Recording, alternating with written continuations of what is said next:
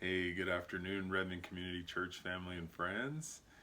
It's our little midweek message motivation this week. I get the honor of sharing with you guys this week. I hope this finds you well and navigating through in a very strong and positive way.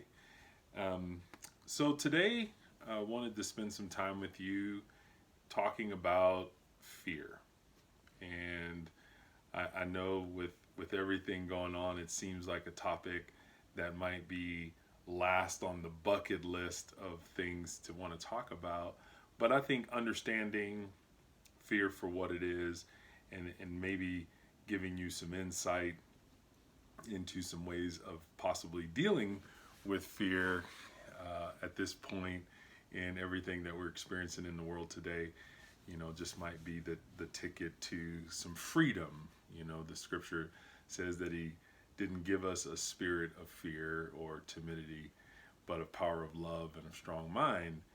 But I understand that sometimes when you're in it, it's hard to not succumb to the notion of fear. So we want to just kind of take a look at fear today and maybe, present it in a way that doesn't detract from you, but it actually empowers you to go forward into everything that God has.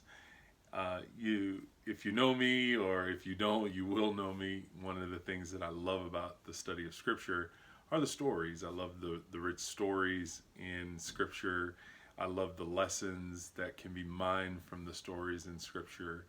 I think sometimes the difficulty with stories in Scripture is that if you grew up in the church, or even if you didn't, some of the more popular stories we've kind of heard about, and we kind of think that we know the rest of the story, and sometimes we miss some of the nuggets that are hiding in some of those stories. So I'm going to use a story today to kind of talk about fear. And the story that we're going to use is the story of David and Goliath. Now, if you grew up in church, you kind of know the end of the story, and everybody kind of goes, yeah, he killed the giant with a slingshot and some stones. But we're going to look at it a little bit deeper. And as we do, I want to unpack, if you will, 3 different ways to consider fear. One of the things, from my other life, tactical training, one of the things that we try to do is we try to put a name and a face on a thing, because if we can name a thing, if we know what we're up against, then we can develop strategies, if you will, to kind of help deal with it.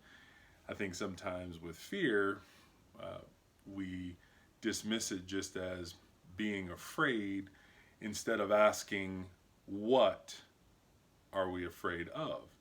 So I'm going to give us 3 acronyms today to kind of deal with fear, and then we're going to kind of unpack that in the story of David and Goliath, and hopefully help us with some things. So the first acronym that I want to give you for fear is false evidence appearing real. False evidence appearing real. When we deconstruct that kind of definition of fear, false evidence appearing real, I want you to think about it this way. It is external stimuli that paralyzes us from doing what we need to do or taking action that is to our benefit. So we're looking at something outside of ourselves, and it paralyzes us from doing what we need to do or the action that we need to take in the moment. Okay? And then we'll kind of put that in the story. So the first one is false evidence appearing real. So it's that story that's going on outside of me that's stopping me from doing what I need to do. The second one is false expectation appearing real. And that is internal dialogue, or something that's happening inside of me that is paralyzing me from moving forward or taking the action that I know that I need to take. So it is kind of the story that I'm telling myself. And sometimes the stories that we tell ourselves are stories that come from other people too. But it's something inside. It's a belief system that I have about me, or my capabilities or lack thereof, that paralyze me from doing what I need to do. And then the third one is faith expected, action required. Faith expected, action required. And this is, we look at the circumstances, and instead of feeling threatened by the circumstances, we get challenged and we move because we know that God is bigger. So we're going to take those three. We're going to kind of look at them in the story of David and Goliath and kind of see how they apply. Now, the story is found in 1 Samuel chapter 17, and it's a really long story, so it's a lot of verses, so we're not going to spend all of our time on all the verses, but I want to just kind of hit on a couple key points where you can see those things at work and at play in this story.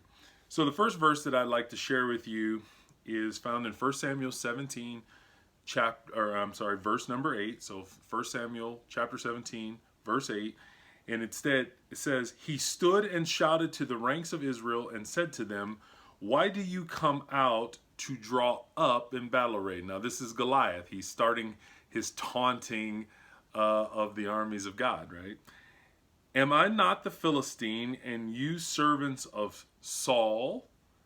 Choose a man for yourselves and let him come down to me." Now, if you go back up in the story, just all the verses right before there, it describes Goliath, his stature, his size, what he carried. And I mean, this dude is an NBA coach's dream. You know, he's like 9 feet tall.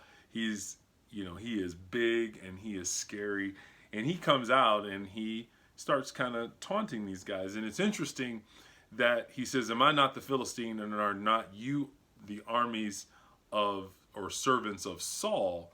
Because one of the first things that fear does when it shows up is it challenges your belief system. It comes at you when we're afraid, what we're dealing with this whole coronavirus and everything. It challenges our belief system. Who's going to get infected? Who's going to suffer from it? How is it spread? All of these things. It really kind of attacks and tries to dismantle our belief system. So the first thing that Goliath does when he shows up is he challenges their belief system. He says, "I'm the Philistine, and are not you servants of Saul?" Because the proper response was, "No, we're servants of the living God." But I digress for a moment. The next verse that I want to share is verse 11. It says, "When Saul and all Israel heard the words of the Philistines," so they're looking at this guy and they're hearing these words, "they were dismayed and greatly afraid." And the word dismayed is an interesting word to study, because in the Hebrew it gives this idea of being shattered. So these guys, when they hear the taunts of this Philistine giant, they're shattered and greatly afraid, and I think many of us can relate to that, as this thing in the world lingers on, we feel dismayed. There's almost an emotional and psychological shattering sometimes that feels like it's taking place as we're going through this, and greatly afraid. So this one demonstrates the first, false evidence appearing real. They're looking at this giant, and based on what they see and the things that he is saying, they are paralyzed from doing what they need to do. They're looking at something outside of themselves, and they're saying, this thing is limiting our ability to respond. The next verse that I want to read to you, verse 24, kind of ties into that. It says, "When all the men of Israel saw," external, "the man, they fled from him and we're greatly afraid. Again, it's about that external thing. I'm looking at this thing. This guy is 9 feet tall. There's nobody, even Saul, who was really tall, there's nobody in the army as big as Goliath. So we start making some assumptions about the outcome based on what we see. I think this virus situation is even a little tougher in some ways because it's an enemy that we can't even see, right? But it's giving us this stimulus, this external stimulus that says something about our ability or inability to respond. The next verse I'm going to read to you is verse 33, same chapter. Now David, he's on the scene now. David comes to bring lunch to his brothers, and he's on the scene. And he hears the taunts of the giant Goliath, and then he makes some statements. And in verse 33 it says this: "Then Saul said to David, 'You're not able to go against this Philistine to fight him, for you are but a youth, while he has been a warrior from his youth.'" So David said, "Hey, none of you guys are going to go fight him. I'll go fight him." And Saul right away says, "Whoa, you can't." And this is an example of false expectation appearing real. Now, while David didn't have the expectation, Saul did have the expectation. Saul, as the king, should have been the person to kind of step up and stand up and go forward and fight Goliath. But he was dismayed. He was shattered, right? And what he tried to do was put his expectation, what was inside of him, on to David. He says, "This guy's been a fighter his whole life. You're but a youth. There's no way in the world that you can stand up to him." It's a false expectation. The story that I'm telling myself, it was actually Saul's story to himself, but he transposed that story on to David and tried to make it so that David wasn't able to go out and fight him. So we have to be careful of, allowing, an internal dialogue to keep us from moving forward. As this thing goes on, as it perpetuates, people start asking questions. What is it going to be like on the other side of this? And because of that, people are afraid and they have a lot of concern, and we start telling ourselves stories that maybe just aren't true, or at least don't line up with the truth of who God is in our lives. And then the last one that I want to read to you, David's response. David said, "Your servant has killed both the lion and the bear, and this uncircumcised Philistine will be like one of them." And I think it's important to note that he describes him as the uncircumcised Philistine, and that's important because circumcision was the sign of the covenant between God and his people. And David recognized immediately, he says, this Philistine is outside the promises of God. He doesn't have a covenant with God. Therefore, everything is subject to change because now God is involved. But he says, this uncircumcised Philistine will be like one of them, since he has taunted the armies of the living God. And David said, "The Lord who delivered me from the paw of the lion and from the paw of the bear, he will deliver me from the hand of this Philistine." And Saul said to David, "Go, and may the Lord be with you." So what David said was, faith is expected, action required. See, because faith is measured by your feet, not how you feel. David may have been nervous about going to fight this big guy. The text doesn't tell us that. But David may have been nervous. I mean, I'm just thinking in the natural, you're looking up at somebody 9 feet tall and you're thinking, hey, I gotta mix it up now, right? So David may have felt some apprehension, but his feet, based on his history, his relationship with God, he says, I'm going to go forward because God's delivered me from some big, scary, tough stuff that should have eaten me before. God was faithful and he delivered me. And this Philistine is just one in a long line of stuff that was probably meant to destroy me, but God had an alternate plan. So, where are you today? Are you looking at the circumstances of life externally? You're watching, the strain on businesses and relationships and all of those things, and you're saying, man, this giant out here is scary and it's paralyzing you from doing the things that you can do? Or is it false expectation appearing real? I don't know how I'm going to respond to this thing because I don't have inside what it takes to respond. I can't even see this thing, and it's disrupting everything, and I'm afraid. Or is it like David, who says, faith is expected, action required?